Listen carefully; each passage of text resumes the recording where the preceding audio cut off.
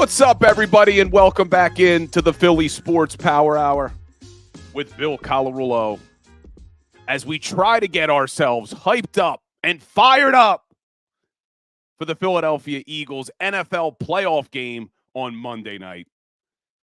It hasn't been easy, but I'm hoping our next guest can get us positive, get us excited.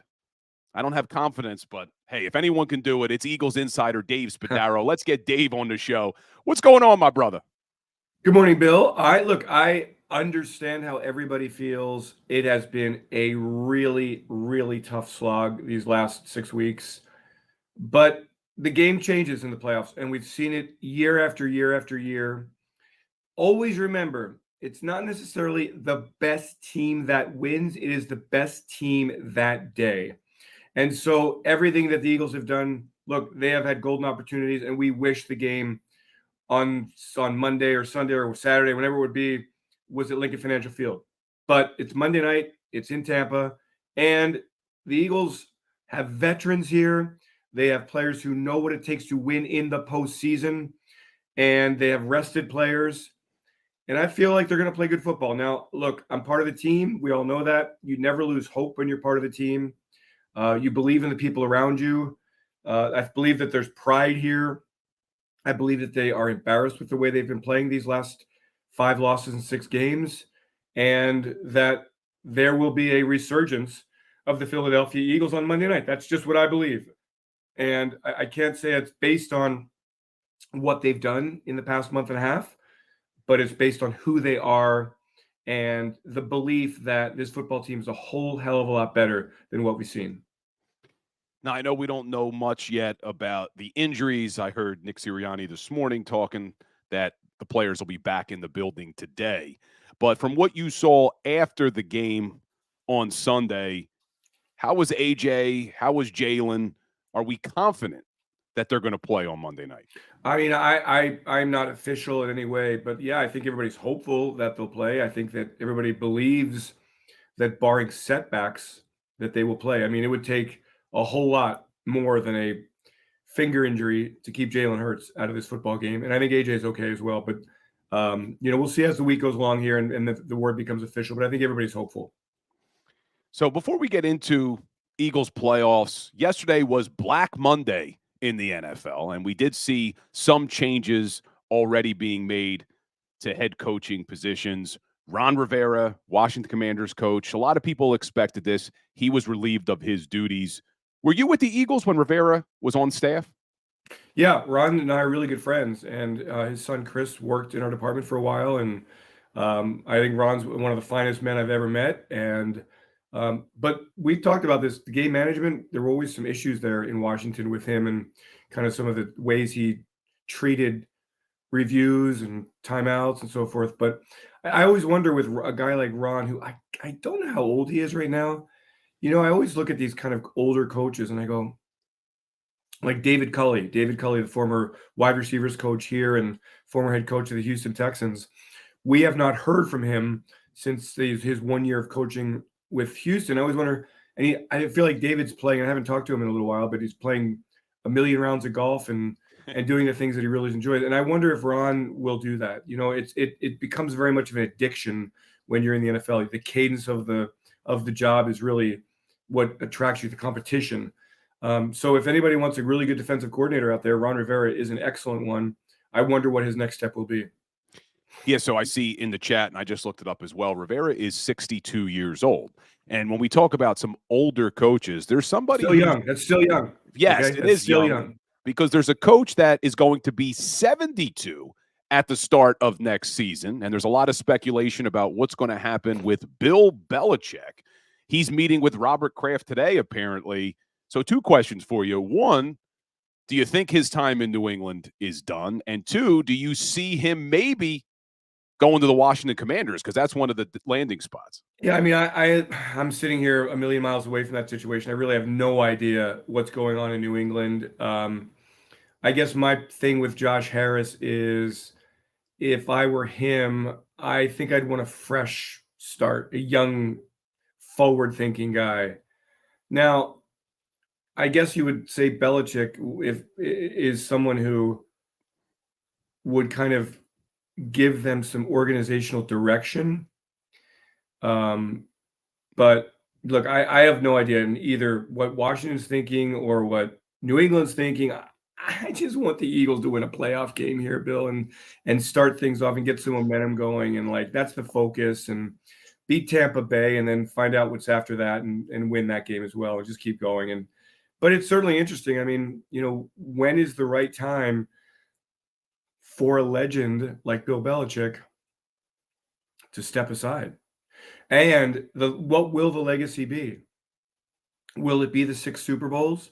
Will it be that Tom Brady won him all those Super Bowls? Will it be Deflategate? What will it be? A great defensive mind? Like, when it is over for Bill Belichick, and he's 72 years old, like, I don't know why you'd still want to keep coaching. I mean, like, enjoy life. It's a brutal job. Don't forget Spygate, Dave. Don't forget Spygate. Right, exactly.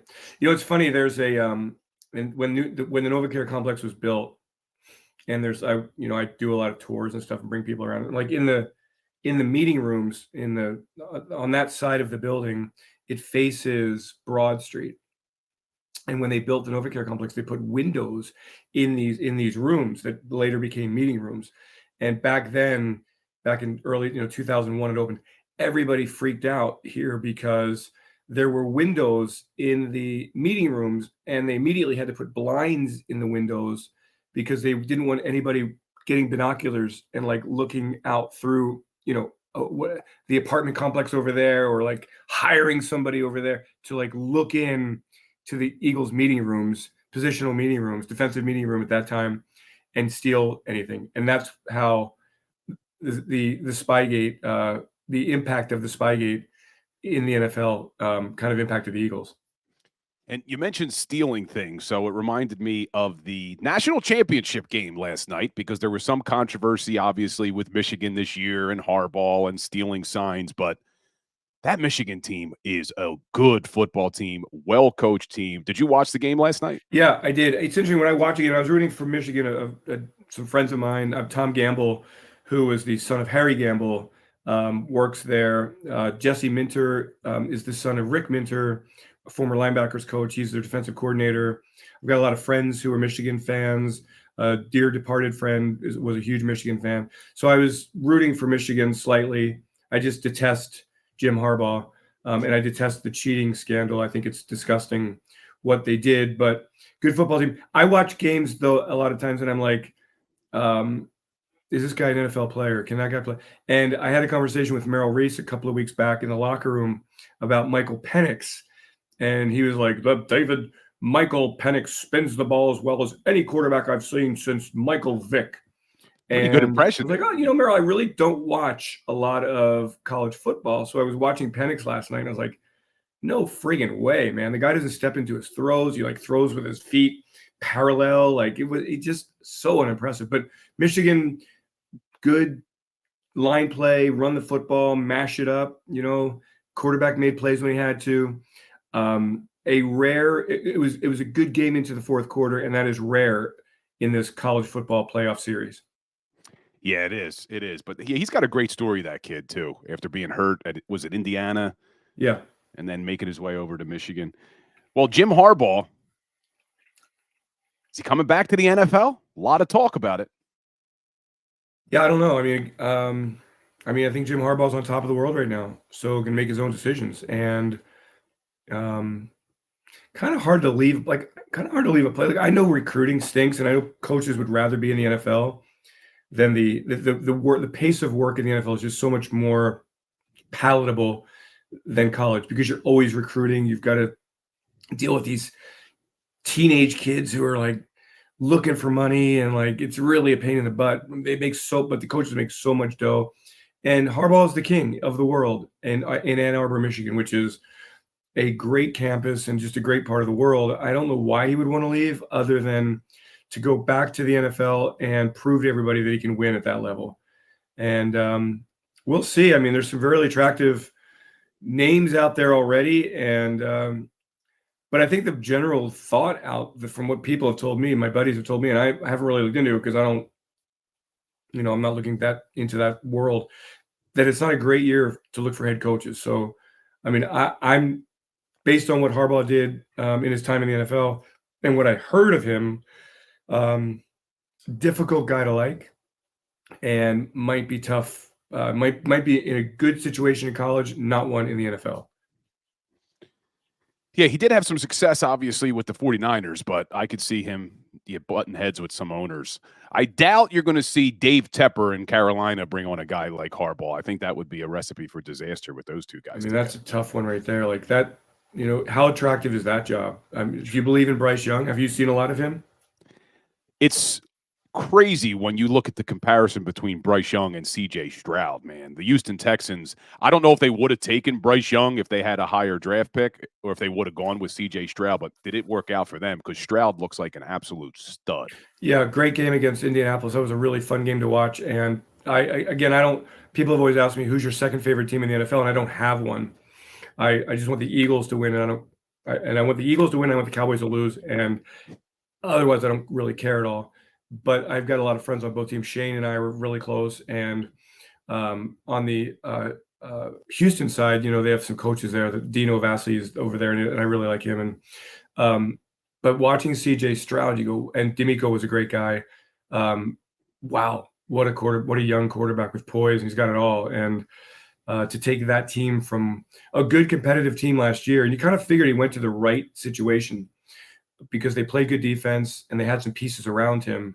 I didn't realize Nico Collins was that kind of receiver, but they'll be competitive in the playoffs. It's going to be fun to watch him in his first postseason experience. Tough matchup for him going up against another old friend, Jim Schwartz, and the Cleveland Browns defense. So that's I think the Browns are a sleeper. I am not of the belief that the Baltimore Ravens are a given. I still think that Lamar Jackson is a quarterback who gets figured out in the postseason. I could be wrong. This might be the year that's different. Baltimore's a really good football team, but I've watched him in the past, and he's got to win from the pocket more. And Jim Schwartz, that defense with Joe Flacco not turning the football over, they run the ball well. They've got weapons on the outside. The Browns could definitely make some noise in the AFC. Now, you said Lamar Jackson's a quarterback that gets figured out in the playoffs. So this could be a nice segue into our Philadelphia Eagles preview for the Tampa Bay Bucs, because one of the questions that I posed last night, I had John Marks on my other show, and we were talking about, did the San Francisco 49ers put out the blueprint on how to stop Jalen Hurts and this Eagles offense like Nick Bosa said they did after that game?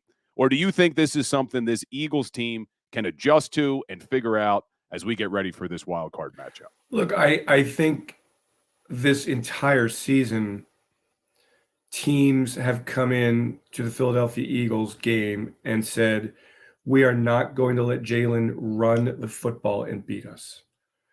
And I think that has then taken an element of this offense and put it in a very challenging position. The explosiveness of Jalen in the run game, the threat of Jalen in the run game, and his options.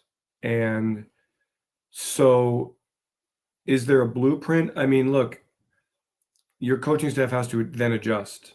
And the Eagles have gotten blitzed, have gotten pressured, have not adjusted there well. They've turned the football over continually throughout the season. So I hope there's not a blueprint. I mean, if there's a blueprint out there, then it's upon the Eagles coaching staff to recognize that blueprint and beat it and adjust. And so that's what I'm looking forward to seeing, how this team, I mean, again, we're talking about flipping a switch, how they do it against a Tampa Bay defense that's going to blitz, that plays downhill, that's got a lot of speed, that tackles very well, that's physical, that's got all those elements.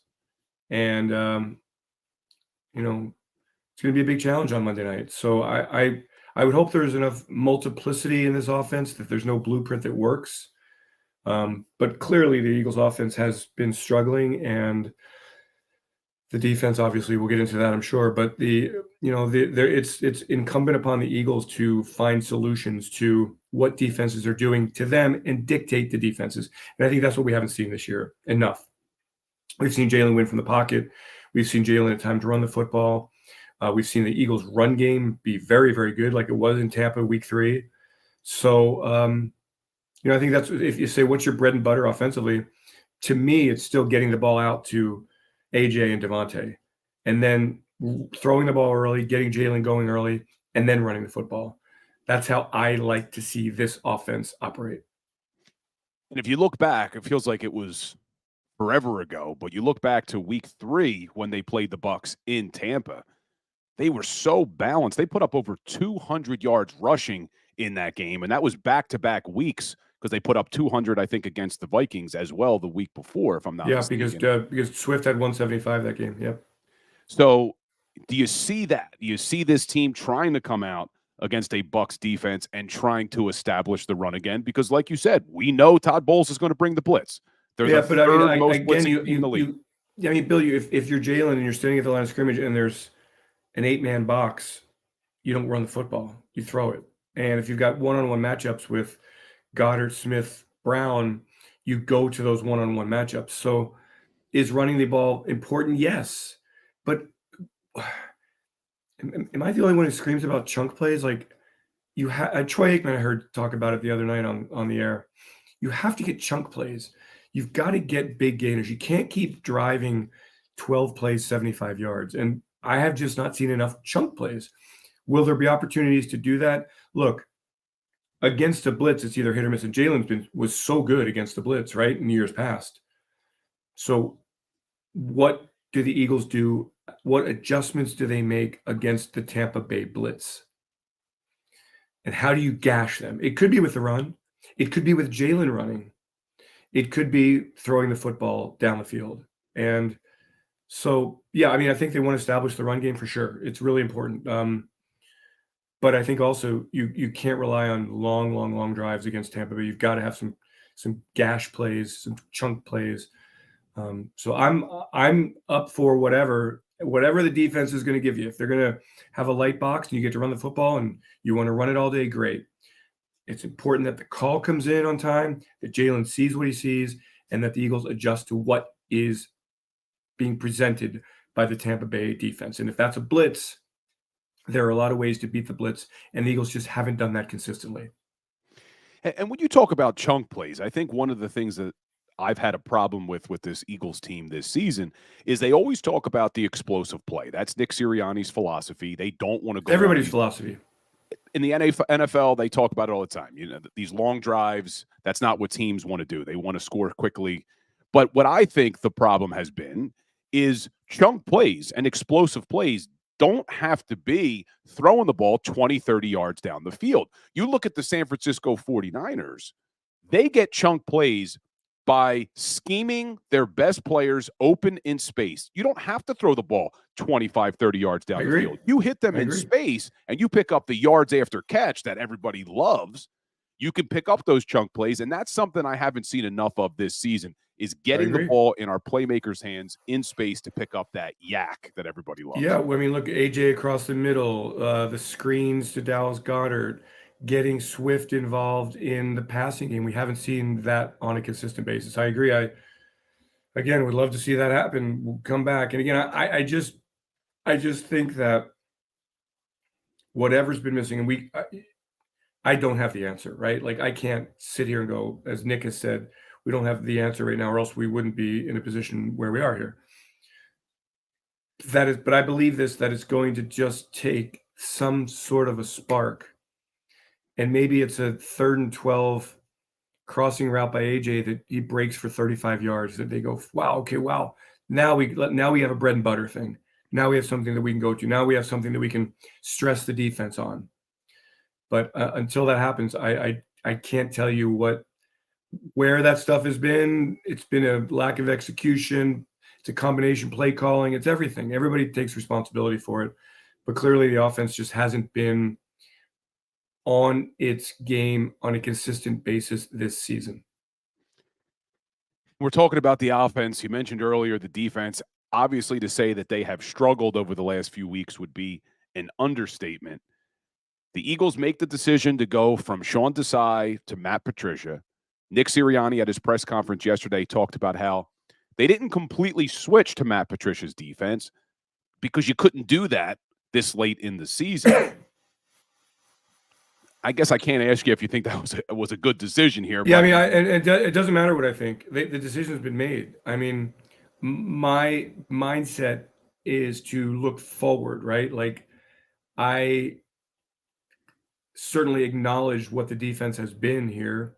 I think everybody has. You can't not acknowledge what the defense has been in the struggles that we've seen.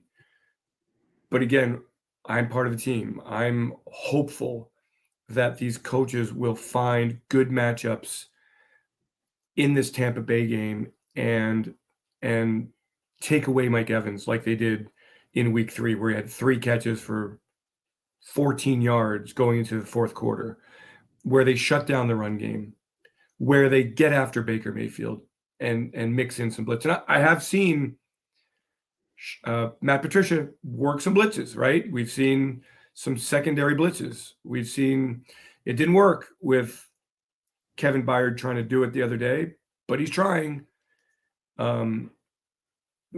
That there's that everybody's on the same page, and that seems to be what's missing right now. Everybody's not on the same page, at least has not been.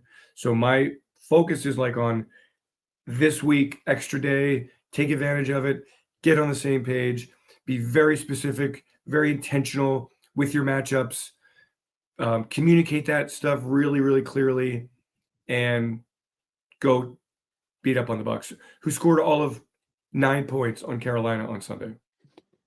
No doubt that even though the Philadelphia Eagles lost in kind of embarrassing fashion week 18, the Eagles lucked out a little bit because they have, in my opinion, the worst opponent in the NFC. You look at the other teams, I think the Tampa Bay Bucs are probably the worst NFC team in the playoffs. So certainly helps the Philadelphia Eagles. But the way they've been playing over the last few weeks, anybody could beat them. We saw it. The Cardinals beat them. The Giants beat them.